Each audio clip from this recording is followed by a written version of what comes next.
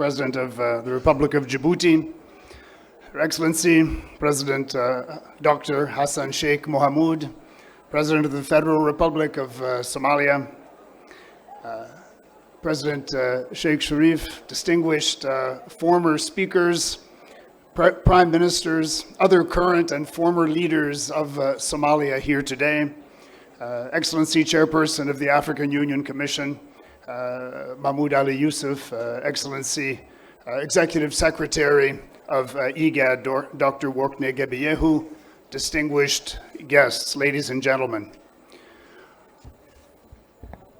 On behalf of UN Secretary General Antonio Guterres, it's an honor for me to join you today at this historic commemoration, the opening of the Arta Peace Memorial.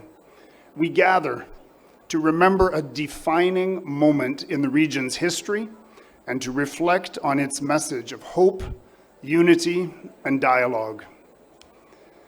Excellences, Mesdames et Messieurs, il y a 25 ans, sous la direction visionnaire de son Excellence, Monsieur le Président Ismaël Omar Guelleh, Djibouti a joué un rôle déterminant en ouvrant la voie à la renaissance politique de la Somalie. Le processus d'Arta a constitué une avancée majeure dans les efforts visant à mettre un terme à une décennie de guerre civile qui avait entraîné l'effondrement de l'État, des conflits généralisés et d'immenses pertes en vies humaines parmi le peuple somalien.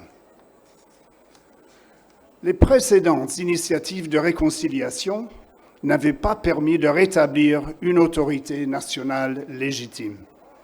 C'est dans ce contexte que Djibouti et le président Ismaël Omar Guelleh ont offert non seulement un cadre de dialogue, mais aussi une conviction renouvelée, celle que la restauration de la paix devait être portée par les Somaliens eux-mêmes et s'enraciner dans l'inclusion et la réconciliation.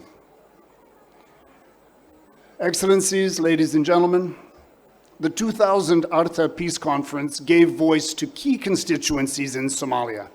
It introduced the now familiar 4.5 clan power sharing formula, but also for the first time enshrined a reserved quota for women's representation in national governments, a historic recognition of the essential role of women of Somalia in peace building.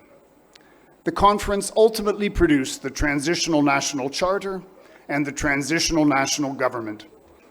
Though not perfect, these were courageous steps toward reconstituting legitimate Somali statehood and laying the foundation that has ensured regular peaceful transfers of legislative and executive power over the past 25 years. And from the foundations laid at Arta, subsequent processes in Eldoret, Mbagati, Djibouti again, Garowe, and Mogadishu gradually built the federal Somali architecture we know today.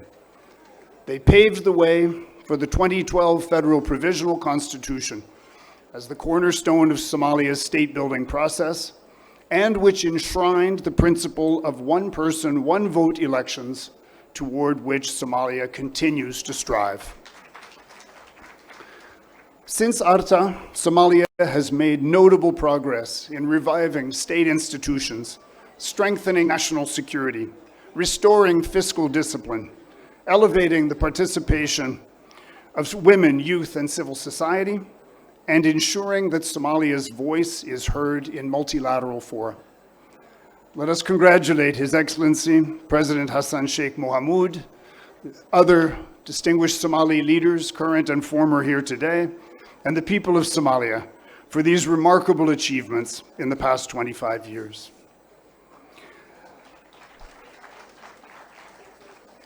Somalia today is no longer defined by old limitations, but rather by the strength and resilience of its people and their aspirations toward national reconciliation, institutional development, broader citizen participation in inclusive political processes, and lasting peace through an end to the threat posed by Al-Shabaab and ISIS. In the current Somali context, the lessons of Arta remain profoundly relevant. That all Somali communities matter, that patient dialogue offers a path to enduring solutions, and that political settlements gain legitimacy through participation and inclusivity.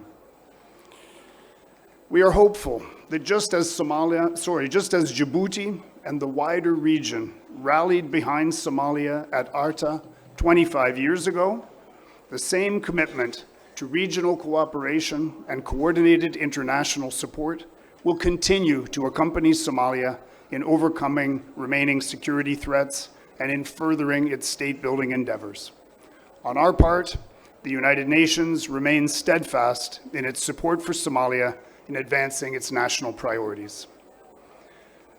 Excellencies, ladies and gentlemen, in conclusion, as we inaugurate this memorial and commemorate the vision that inspired it, let us recommit to completing the work that began at Arta, achieving a peaceful and thriving Somalia that embodies the aspirations of all its citizens.